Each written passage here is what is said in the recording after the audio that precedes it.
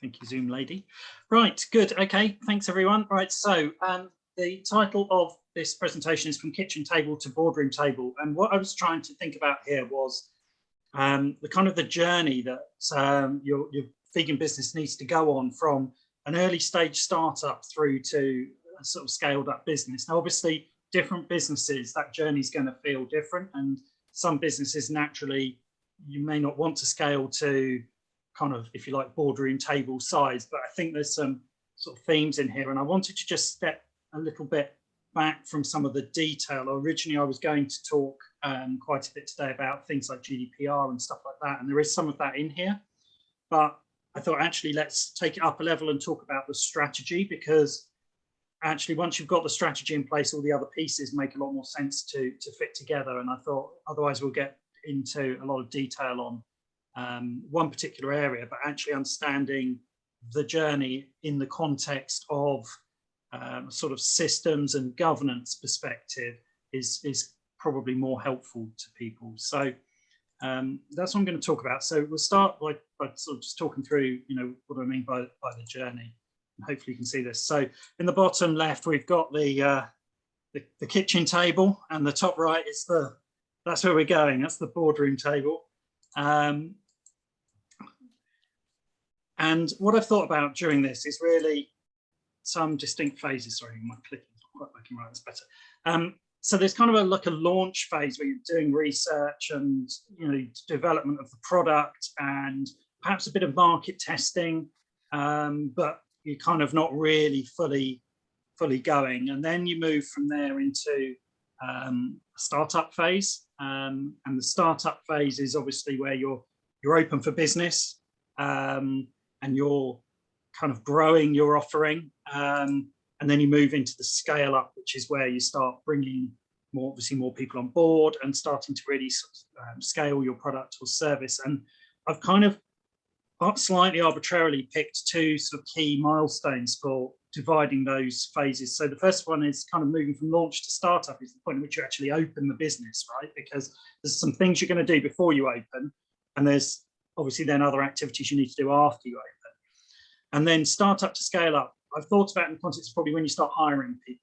Now, there are other definitions, but, you know, and hiring might include permanent full-time members of your team, but it might include outsourcing or part-time people or volunteers, depending on the kind of organization you are.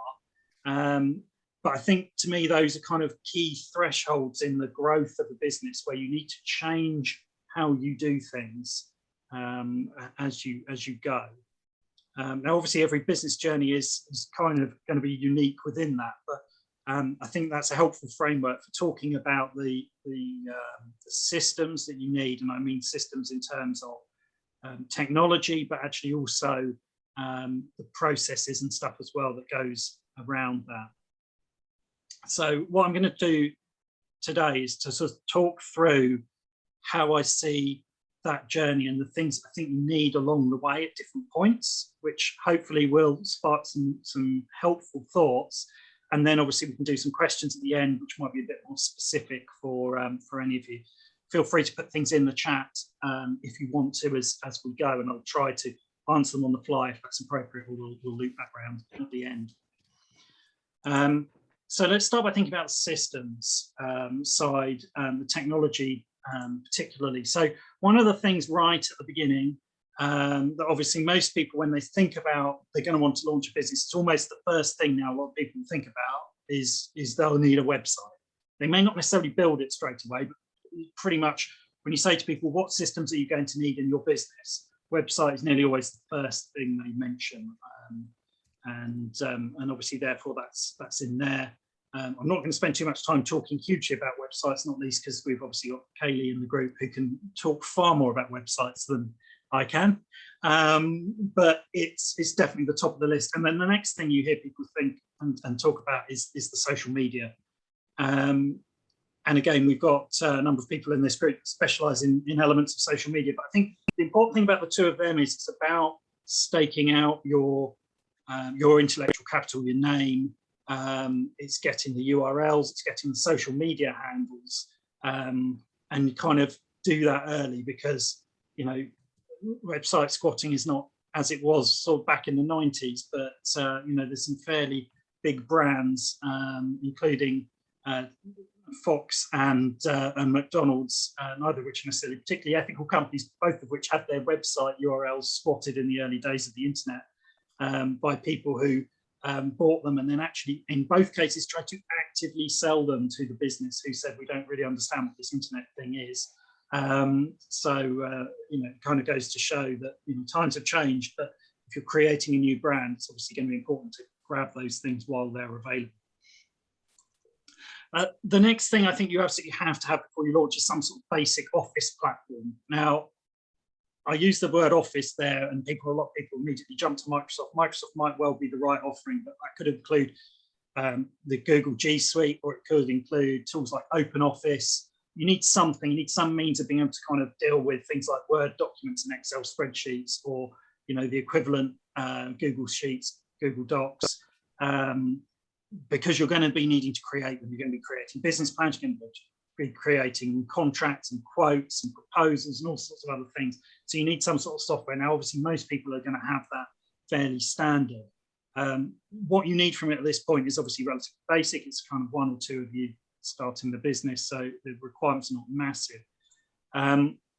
The next thing on the journey, though, is something that actually a lot of businesses don't think about at this stage, and people tend to think of it a lot further to the right, which is you need a CRM, because right from the point you're starting your launch activities and your R&D, whether you realize it or not, you're collecting leads. You're going to be out there talking to people, and someone's going to express an interest in what you're doing, you know, and you're going to want to capture that somewhere. So, you know, lots of startup phase pre-launch businesses, when you talk to them, you find they're kind of, oh, I've got a spreadsheet of names, or I've just got a task in my email, or whatever else. Don't do that. Get a CRM straight away. There's a whole load of CRMs available. You can get a very good service for free from a tool like HubSpot. And for those of you who follow my social media, you'll also know HubSpot is also one of the greenest CRM providers. They've just recently carbon offset their entire business's lifetime carbon footprint, which I think is amazing. It's a kind of tool which you need to think about as your business grows, because there are lots of different CRM options out there.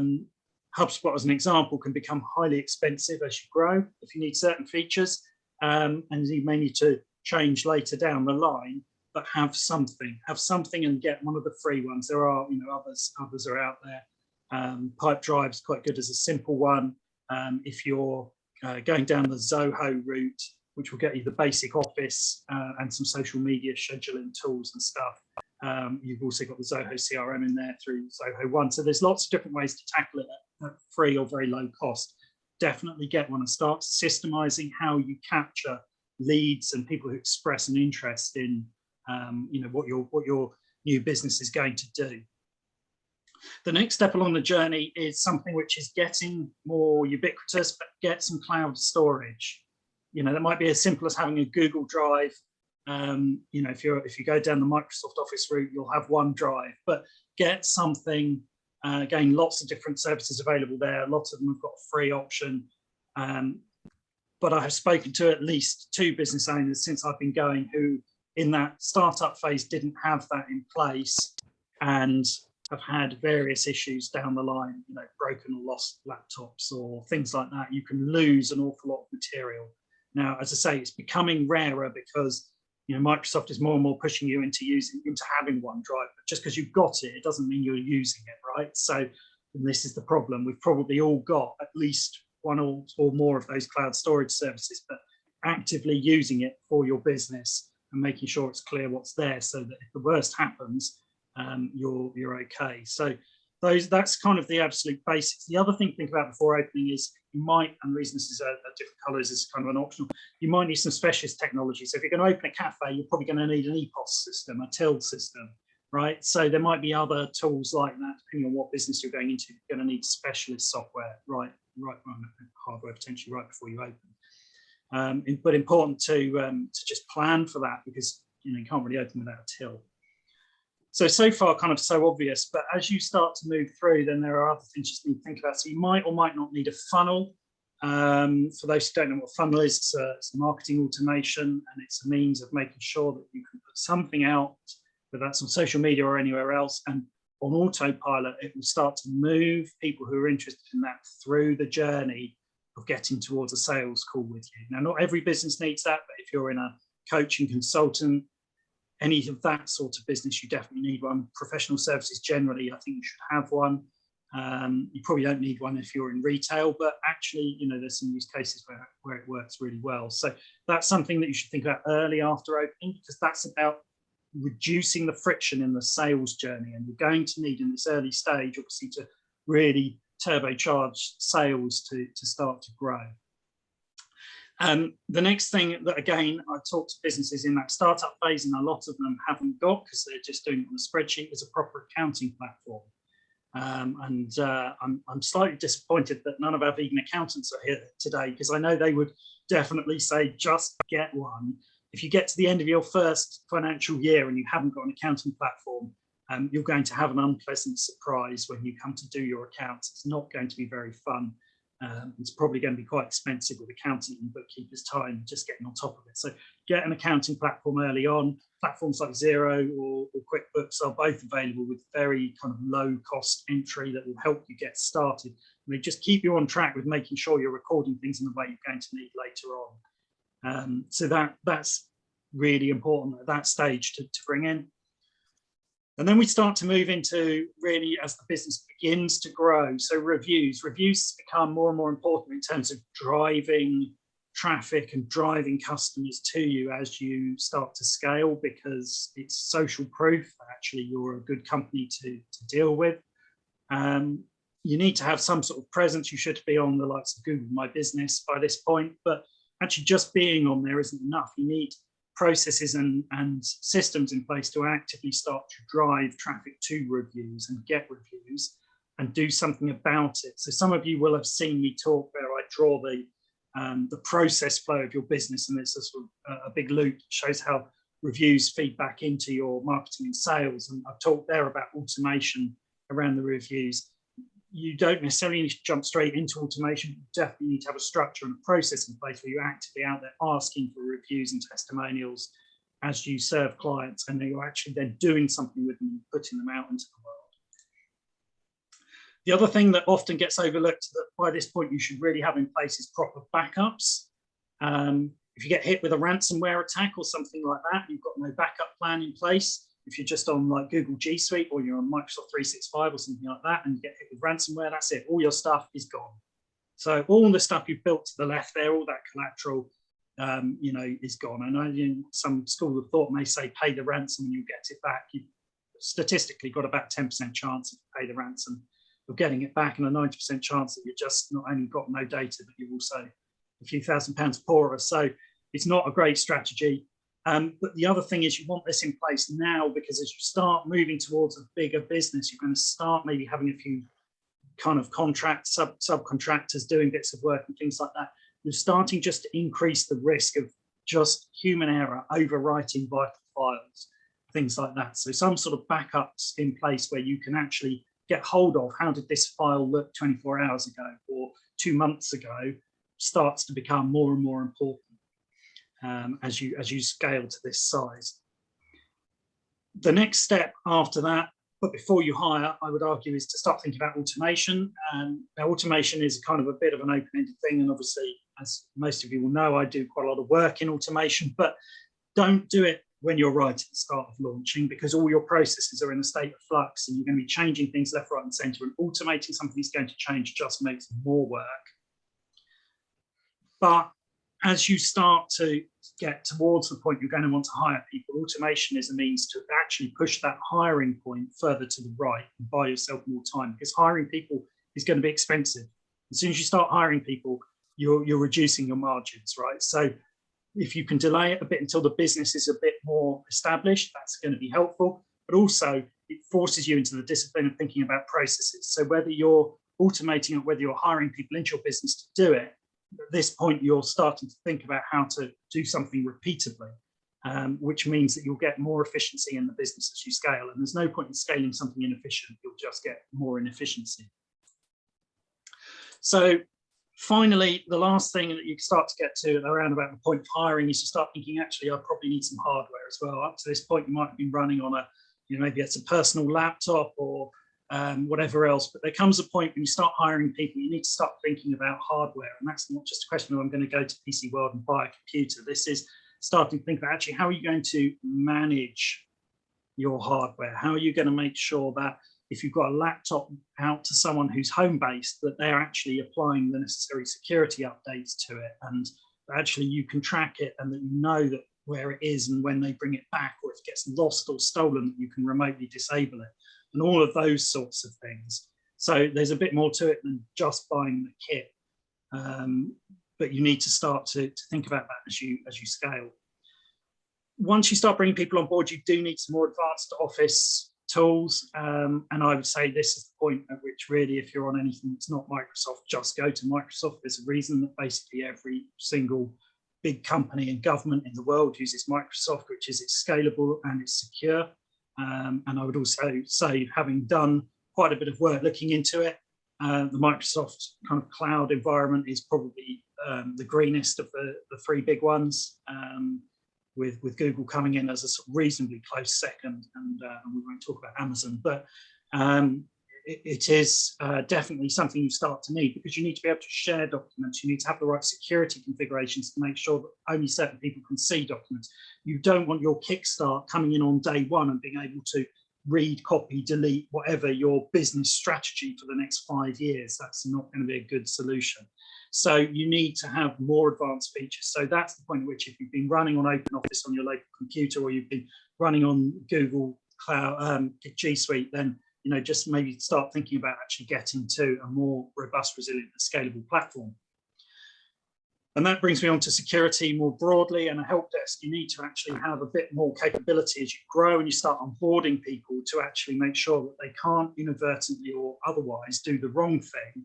But also, you don't want to have to be their help desk every time they can't work their computer. You want to be able to bring people into your business that bring the unique skills they've got, without the fact that you need them to use a particular bit of software being a big burden. So having some means of starting to actually give those people somewhere to go when they have a problem with accessing the services. By this time we're probably at kind of 10, 15 people in the business, but you need to start to do that, because otherwise you end up spending a lot of time managing that detail within the business instead of really driving it forward. And then finally, as you really start to scale, you need to start thinking bigger. You can't have your finger on every single thing happening in the business every single day. You might manage that up to 15 to 20 people, but beyond that you shouldn't, and you shouldn't try to, because you will end up micromanaging everything.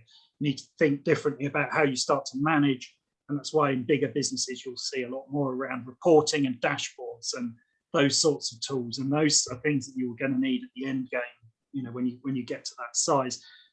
The point really of laying this out like this, so is you can start to see, think ahead and think, well, actually, what I've got when I start, where do I need to get to? You don't need all the things at the end on day one. They're a burden, don't buy them all. But also don't paint yourself into a corner where you can't scale those things out for your business. Then the other side of the coin, if that's the technology, is the governance. And this mostly, in the current state of things, is nearly all related in some form to GDPR, but it's worth understanding. So there are certain things that GDPR says you have to have around data and systems. So the first thing, and by the way, GDPR, anyone that's thinking, well, post-Brexit, why do we care? GDPR is implemented in UK law under the Data Protection Act 2018, so it's UK law in that sense. And for those of us in the UK, operating in the UK, that's what we have to comply with. But it aligns to GDPR if you're operating obviously into the EU, or if you're in the EU, you will have to comply with the local implementation of GDPR, which should be broadly the same. But more importantly, GDPR is being used now as a blueprint. So if you want to operate in California, they've just passed a whole load of data protection legislation that's basically like GDPR.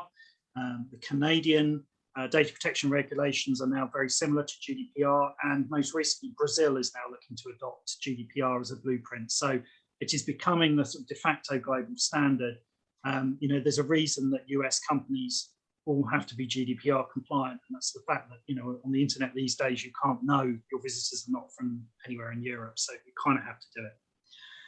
The first thing you have to do if you're in the UK, and this does vary locally, in the UK you must have an ICO, Information Commissioner's Office registration. It is not optional. If you run a business you must have it, unless you can prove that you are handling no personal data whatsoever, and that includes personal data on customers, personal data on employees, personal data from suppliers, basically any data that includes identifiable individuals.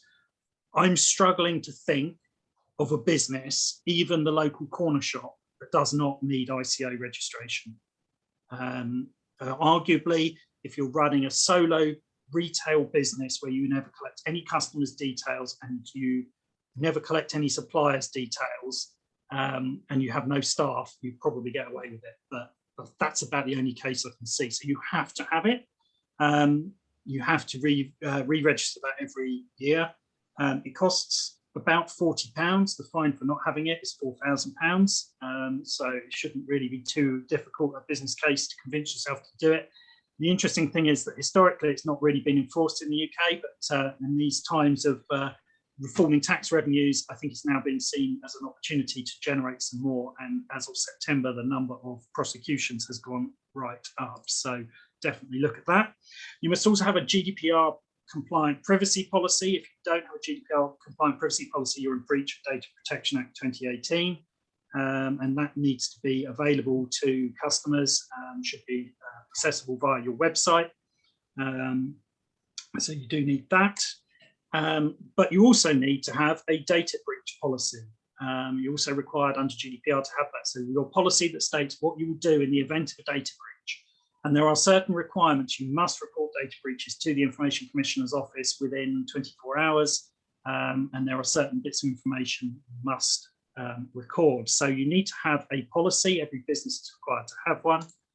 And you must also have a data breach register, which is a template that you will fill out in the event of a data breach, covering broadly the scope of what the breach was, what records were breached, what the risk was, and the mitigation actions that you're going to undertake. So you must have these things. A remarkably large number of businesses will say, I'm GDPR compliant, and we haven't got them.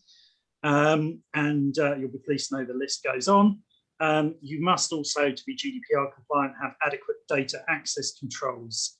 You're required to make sure your data is properly secured. So it means strong passwords, it means encryption, it means not leaving your data printed out on desks, it means not leaving your data on an unsecured drive on a laptop. It means making sure that it is all protected. And that's where, again, the cloud services start to be your friend, because in order to access data on a cloud service, you need to be able to log in, and they all have strong multi-factor authentication. So actually using those services will help you to be more compliant. The last thing that you need to have in terms of policies is a data retention policy, which is a policy around when you are going to retain the data, when you are going to delete the data,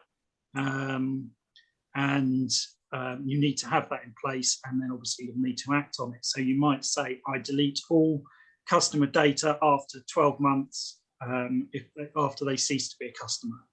That might be a valid thing to say in your policy, in which case you need to make sure that you have a process to do it. This needs to comply with the principle of not holding excess data, minimize what you have, and do not keep it beyond the purpose for which it was given. So you need to have that enshrined in a data retention policy. And you also need a template for a data privacy impact assessment. And the data privacy impact assessment is an assessment you have to do in your business to be compliant with Data Protection Act or GDPR every time you make a change. Now, it's not specific what they mean by a change, but you need to have one so that when you change anything in the way your business operates, and maybe you're moving IT systems or you're changing processes, you will fill out a data privacy impact assessment. So it doesn't need to be long, but it needs to be a template that you've got in your business that you can fill out to indicate that you thought about the impact of this change on personal data and the privacy and security of it. You've got to have all of that, before you launch, basically. So that's fun, but it kind of doesn't stop there. So depending on the type of business and type of processing you've got, you might have to nominate a data protection officer who has certain statutory requirements. For most of us, we will not have to do this. It might be an issue potentially for someone like you, Sam, because obviously you're dealing with client data. You need to at least look at that. You must have had sight of your suppliers' ICO certifications if they are acting as data processors for you, which means if they are touching your data. So in practical terms, what that means is if you're using a VA like Sam's services, you should make sure you've seen the ICO registration, and having seen Sam's, I can confirm it is up to date. Similarly, your accountant, your bookkeeper, those are both people who you should have, because they could be looking at suppliers' details, which could include personal information, will include personal information, so we'll have contact details, may also include payroll information. So you should certainly look at those. Anybody else who is a supplier to you who could be touching your data.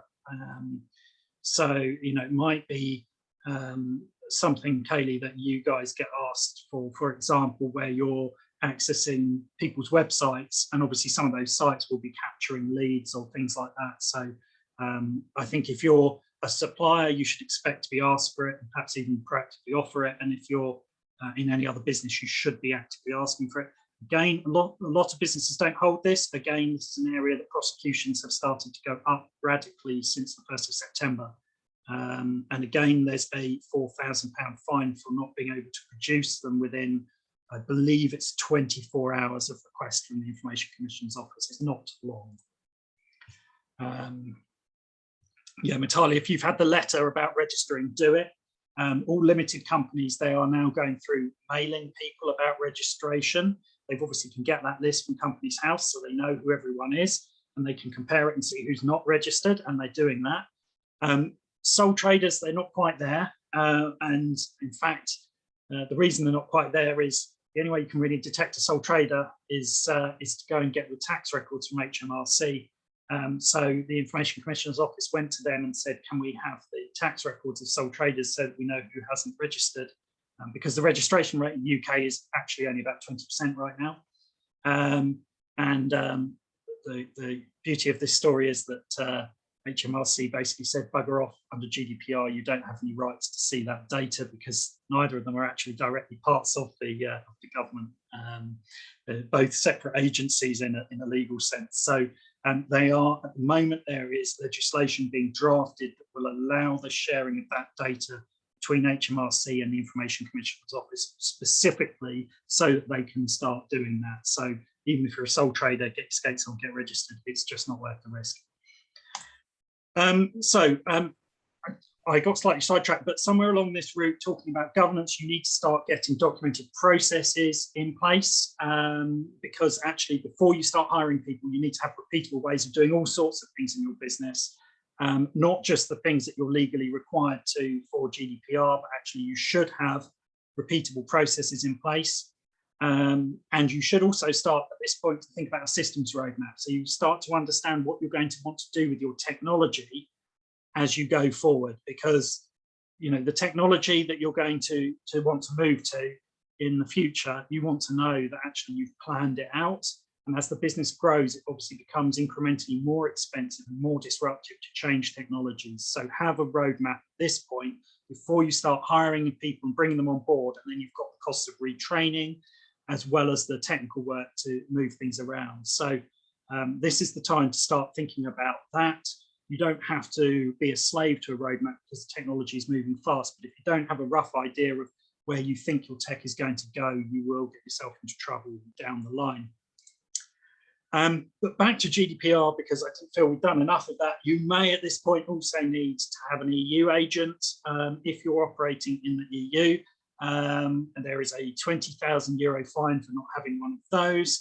And conversely, if you're in the EU and operating in the UK, you'll need a UK agent. And similarly, there's a €20,000 fine for not having one of those. And that's a legally nominated representative, either in the UK or the EU, depending on which way around you're going and where you are. You can obviously have that as a member of your business if your business has got people on board. but they need to be nominated properly to do it. Once you start hiring, you also should have a register to show how your people that you're onboarding are being trained on all the things in red on the left, because it's something that the ICO will expect to see, that all of your staff understand the policies and the processes. And again, they can request that at fairly short notice. So you should have that training register in place and be able to demonstrate it. It's the reason that large companies do mandatory training. You also need a proper process around data breaches, because again, you don't want that to be reliant on, if there's a data breach, they kind of try and get hold of you and see what you want to do about it. It needs to be an established standard process, and the ICO will expect to see that. Before you start doing the reporting we talked about, on the IT side, you should have a data dictionary, because if you report on the wrong data, or you don't know whether you're reporting on the right data, reporting is misleading at best and useless at worst, or possibly the other way around. But you're not going to get the right business decisions made from it, because the data is wrong. And finally, the last thing you need to have once you've got people on board is an established process for data subject access requests. And this is the process by which, under GDPR, anyone can come to your business at any time by any means they want and ask for all of their personal data, and you've got 28 days to provide it. Now, once you've got people in your business, if they don't understand that, what you start to see is them say, oh no, we can't do that, can't have that. That's an immediate breach, and you're straight in for very large fines at that point. So you need to have an established process. Again, the ICO would expect to see it, but just frankly, for your own self-preservation at that stage, you need to have one, so that all of your people understand the legal obligations in relation to data. So that's my kind of governance roadmap that go alongside the systems one. Hopefully you've all found that useful, and of course you can all tick everything on the list, or not. I mean, my sort of final thought on this is make the journey as easy as possible. Do the governance and the systems at the same time, and hand in hand with your business strategy. It just works better to deliver them both together. Don't sort of go, I'll do one and then I'll do the other. Think it through, plan ahead, understand what you need first and act second. Don't just rush off and buy some bit of technology or bung in some policy that maybe isn't a good fit for your business. Understand what you need first. And I go back ultimately to the thing I always say with all digital transformation: it always needs to start with people, then it needs to go to process, and technology is the last bit on the journey. So that is me. Anyone got questions?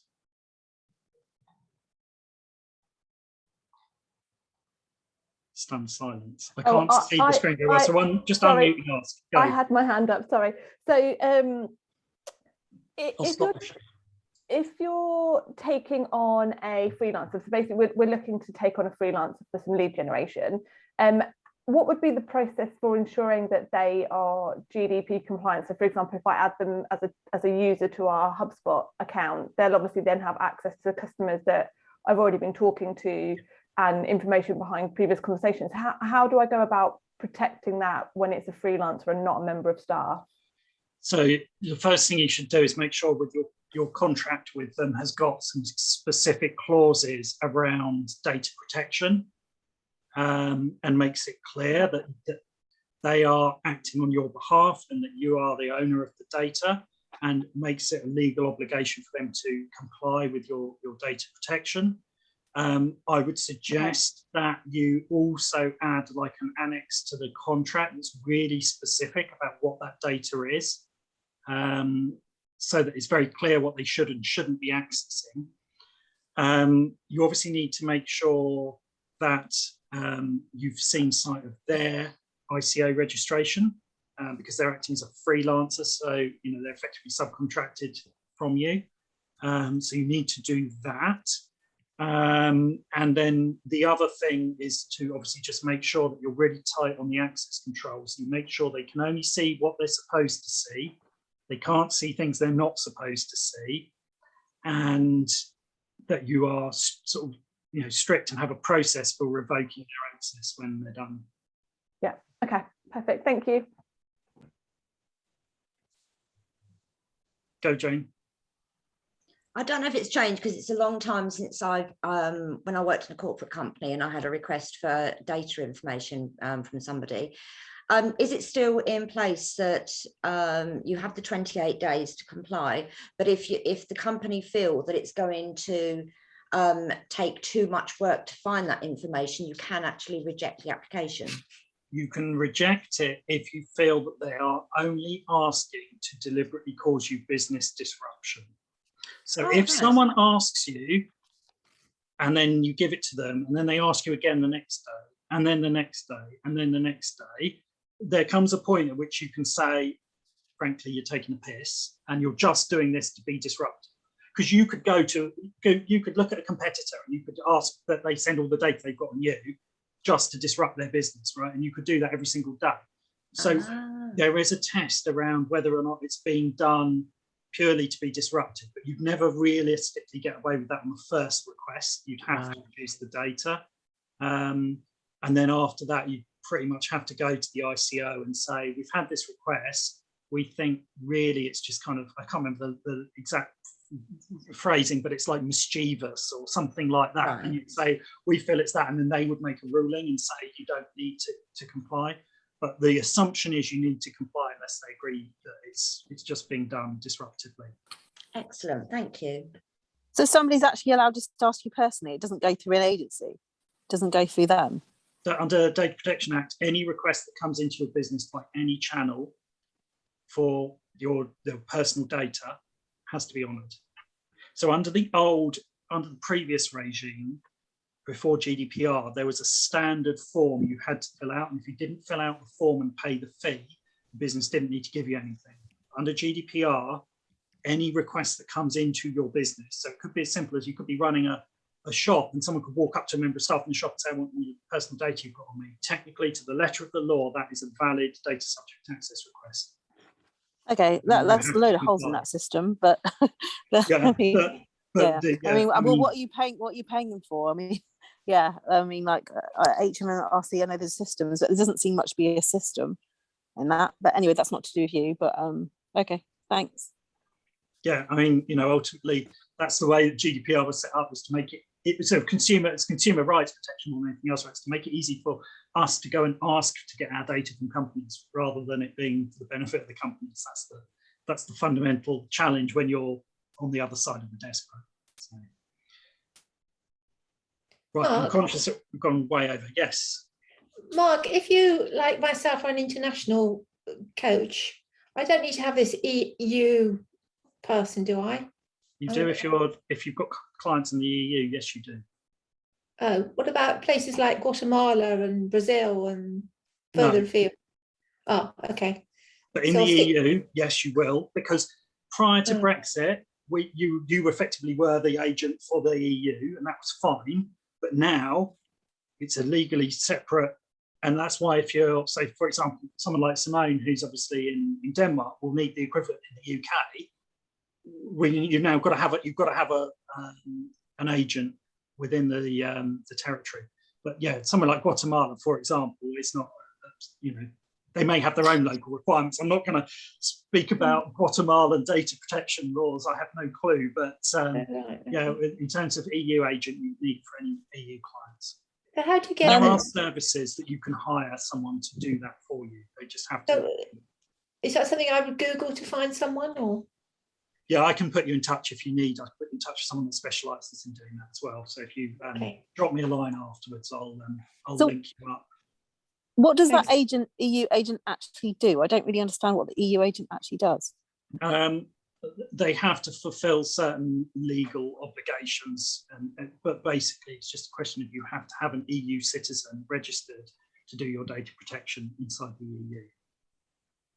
It's another money collecting thing, basically, I suppose. Ultimately, yeah. They want an EU citizen legally on the hook, so that if worst case scenario they've got an EU citizen, they can prosecute under EU law. That's the objective of it. Is to say you don't comply. What if you are a EU citizen? Because I'm French, as you can tell with my stripy top. Yeah.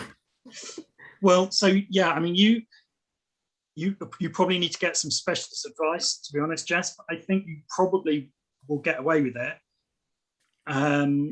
But you may have the opposite problem. Oh, what's that? In that you may not really be supposed to be operating in the UK without a UK agent. But I'm British too. Right. So if you've got legally got dual nationality, then you're fine. You can be both. There you go. I can be your EU agent. Just call me. No, don't do that. Don't do that. I've got Just no thinking idea. that, Jessica. But, yeah, I mean, I'm not going to claim to be a lawyer on this, but you know, it's just these are things you need to have. And if you're doing this stuff, it's kind of a question of, you know, get the specialist advice on it. But yeah, I can see lots of people needing to go now. I appreciate we've gone hugely over time, but apologies. Can you just please tell me, someone, when I save the chat on those three little dots at the bottom, where does it save to on my computer so that I can find it again? I'm on an Apple Mac. It's wherever you set it to. So for me, it goes to my desktop, but it's wherever your settings say. Oh, okay. In Windows, it goes to your documents. It should normally open when you should normally open straight away when you close the Zoom down. It should normally open straight away, so you can save it somewhere. But don't hold me to that. That's a Windows thing. Okay, thank you. Yeah, it goes into you've got a little link. As soon as you save it, on the right hand side, you've got show in folder. If you click on that, it should show it in the folder, and then you can obviously make a note of which folder it always goes to.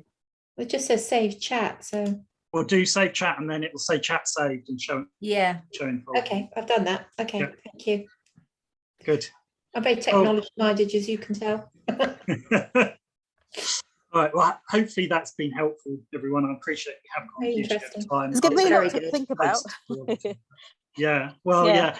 And I don't really know because I'm not in the UK, but I'm from the UK and I have customers all over the world. So I'm a bit like, okay, now do I have to go, like, I think one of mine, like, for example, in my American clients, what do I have to go and do for that?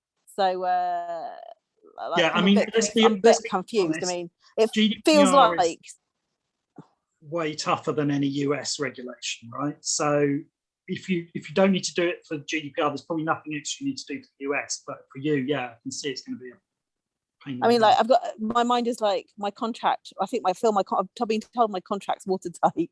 So like, I was like, okay, so now I've got to think about, like, in any country, if I'm covered for this. Yeah.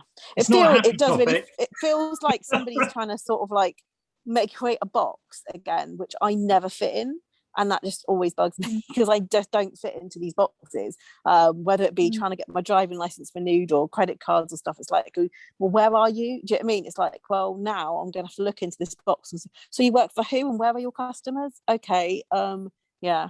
So it feels like, but thank you. I have to, but I think it's going to be like a massive research. I'm going to have to do one, like, am I covered for every customer? Like, and if they're traveling as well, some of mine are like, is that then where they're traveling, or is that when where they're registered? Is the important thing.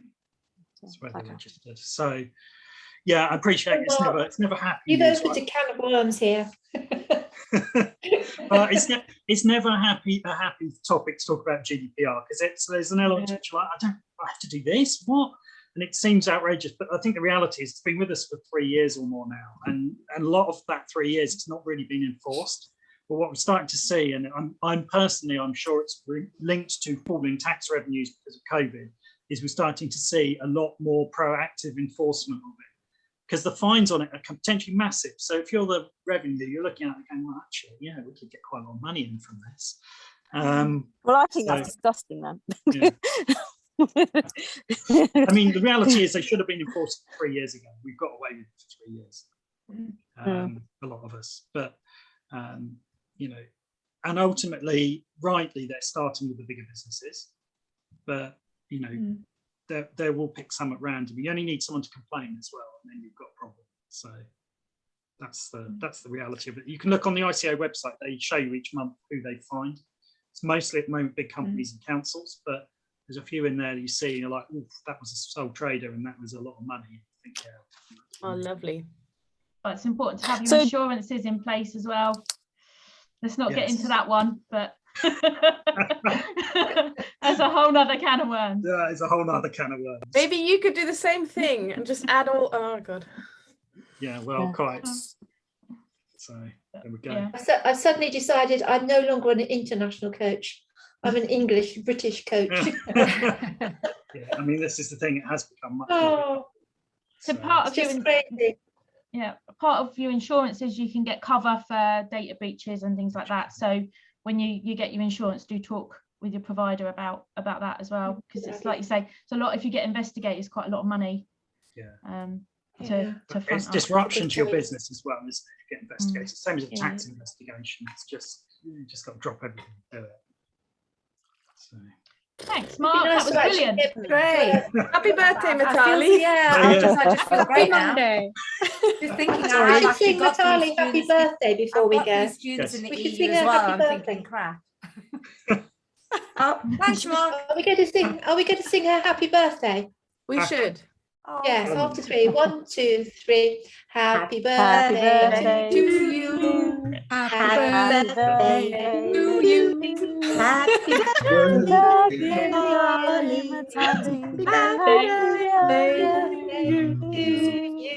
God, we sound like a load of cats. Like a Vatican choir.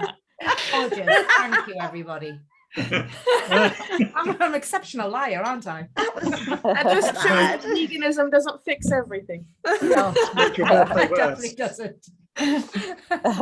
Thank you. The good news is I've just realised that we left that recording, so we've now got a recording of the happy birthday. Oh, God.